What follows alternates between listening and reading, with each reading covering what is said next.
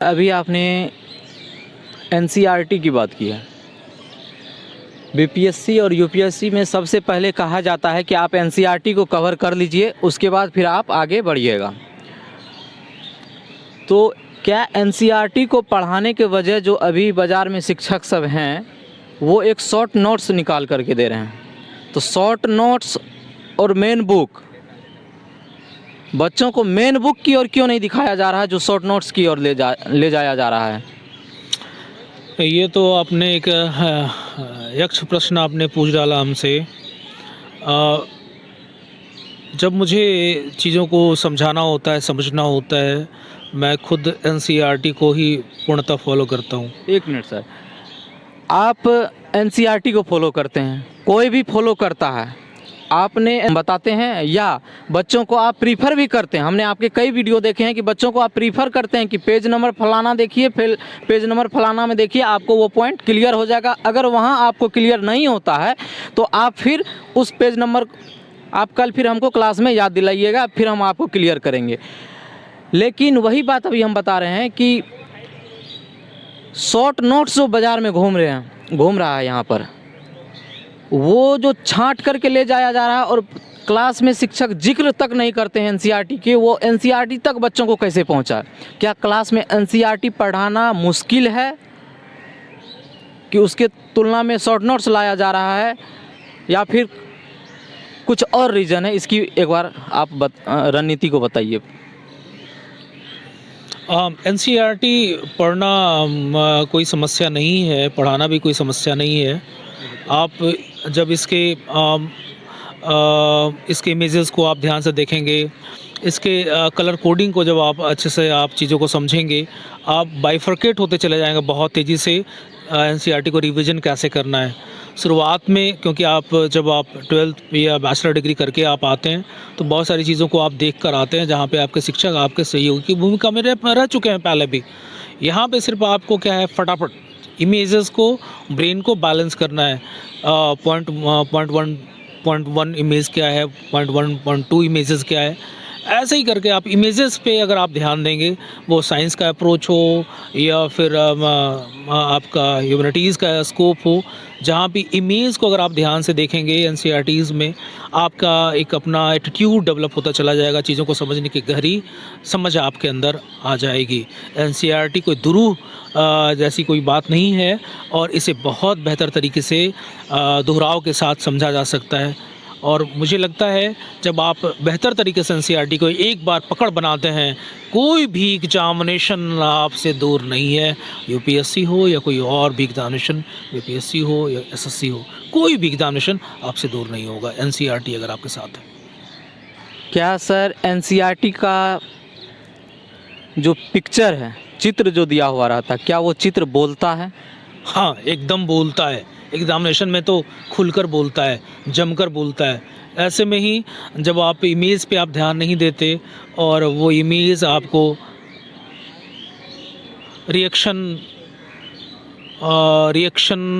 Generate करता है और आपको वहाँ पे ध्यान से इमेजेस को पहचानना आना चाहिए। अगर आपका रहट का सिर्फ इमेज देकर छोड़ दिया गया है तो आप रहट को समझें। अगर एक धुनिया कपास धूनता हुआ दिखाया जा रहा है, उस बारे में एनसीईआरटी में या बिहार स्टेट में डिस्कशन नहीं है, आपको डिस्कशन करना होगा, आपके शिक्षक को डिस्कशन करना ही होगा। इमेज बोलता है। क्योंकि हमने इमेज के बारे में पैराग्राफ में देखा है कि पैराग्राफ कुछ बताया जा रहा है, फिर पैराग्राफ में दिया रहता है कि 4.3 चित्र को देखिए। तो मेरा ऐसा समझना है कि क्या वो चित्र देखने के लिए बताया जा रहा है कि वो चित्र क्या समझा रहा है उसको समझिए। हम उसके बजाय चित्र के वजह में हम पैराग्राफ में लिख करके किताब के पेज को भारी नहीं करना चाह रहे हैं। सही है या गलत है? चित्र आपके लिए विमर्श का मौका देता है, विचार का मौका देता है। अगर मेरे छात्र उन विमर्श पे अगर आप अपने आप को मजबूत करते हैं, विचारों पे मजबूत करते हैं, तो उनके लिए मीन्स राइटिंग और इंटरव्यू के लिए एटीट्यूड को जनरेट करना बहुत ही आसान होता है। यही वजह तो नहीं है कि चित्र को देख करके आप अपना मानसिक किस तरह से बढ़ाते हैं?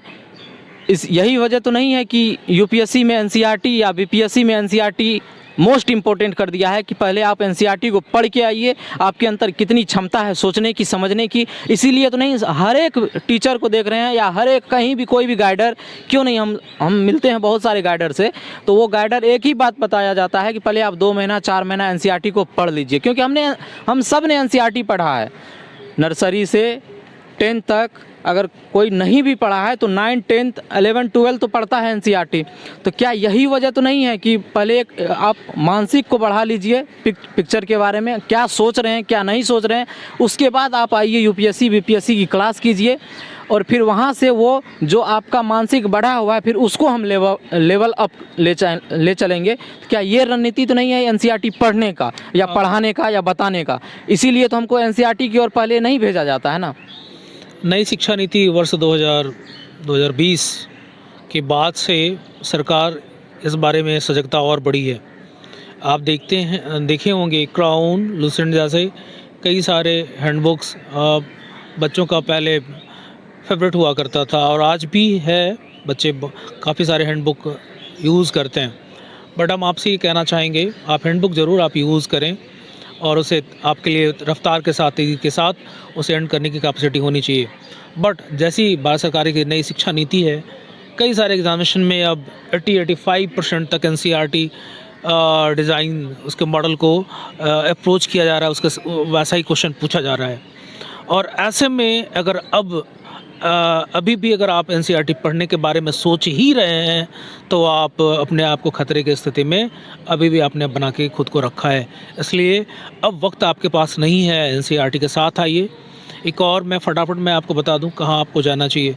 भारत सरकार का एक प्रकाशन विभाग के द्वारा भारत 2024 आता है, आप ज़रूर उसे परचेज़ करें। और प्रकाशन विभाग की ओर से आपका रोजगार समाचार, कुरुक्षेत्र, आपका योजना, ये जो प्रकाशन विभाग के द्वारा प्रकाशित की जाती है, आप इनके साथ रहें, ज़बरदस्त आपको नतीजा आपको देखने को मिलेगा। हूबहू लाइन टू लाइन अगर आप पूछते हैं कैसे अप्रोच होगा, एनसीईआरटी भारत 2024, कुरुक्षेत्र, योजना, बाल भारती, प्रतियोगिता दर्पण, सामान्य ज्ञान दर्पण, ये अगर आप जिस भी मोड में, इंग्लिश में हो या आपका मॉडल मीडियम आपका हिंदी हो, कोई भी हो, आप जहाँ से चाहें आप इसको अगर अप्रोच में लेते हैं, साथ में कोई एक शानदार कोई समाचार पत्र जिसमें आपका जो भी आपको हिंदी इंग्लिश जहाँ भी आप इंडियन एक्सप्रेस लेते हैं या फिर आप हिंदू लेते हैं या फिर हिंदुस्तान लेते हैं या दैनिक जागरण लेते हैं, आप जो भी एक आप लेते हैं आप ज़रूर आप उसे लें। आप देखेंगे आपका सेल्फ डिज़ाइन आपके पास, आपका एक मेथड होना चाहिए आपके पास, आपको चीज़ें स्पष्ट, थोड़ा सा नोट्स डिज़ाइन करने में, आपको ब्रेन मैपिंग करने में शुरुआत में थोड़ा सा मुश्किल होता है, किसी भी छात्र के लिए होता है। और लेकिन अगर वो छोटे छोटे अभ्यास के बाद ये चीज़ें खुद हूबहू आपके लिए, रिज़ल्ट के लिए आप तैयार हो जाएंगे। इसके बाद प्रश्नों के क्रम में सर हम बढ़ते जा रहे हैं। फिर नया प्रश्न आ रहा है, जिस तरह से आपने हिंदी और इंग्लिश की बात की है, कौन सा मीडियम प्रीफर रहेगा बच्चों के लिए सबसे बेस्ट? ये नहीं कि हिंदी भी ठीक है इंग्लिश भी ठीक है, बेस्ट कौन सा रहेगा? हाँ, वर्ष 1972-73 करीब 50 साल पहले यूपीएससी ने अपने इंटरव्यू में हिंदी को एक्सेप्ट किया पहली बार, फर्स्ट टाइम। उससे पहले 50 साल पहले आप देखेंगे इंटरव्यू भी इंग्लिश में ही होता था। लेकिन अब धीरे धीरे क्षेत्रीय भाषाओं और भाषा के प्रति जो हमारी सरकार की सोच बदली है, ऐसे में हिंदी भाषियों के लिए भी अब या दूसरे और भी भाषियों के लिए भी एक स्कोप सा बना है और अब भेदभाव की स्थिति नहीं है। अगर आप वाकई गवर्नमेंट की एक्टिविटीज़ के लिए अपने आप को तैयार आपने किया है तो लैंग्वेज कोई भी हो, आपको कोई नहीं रोक सकता, कोई नहीं रोक सकता। क्योंकि सर विगत वर्षों में देखने को मिलता है हिंदी के छात्र बहुत ऊंचाइयों तक गए हैं, जहां तक इंग्लिश जाता है उससे कई ऊंचाइयों तक हिंदी गया है।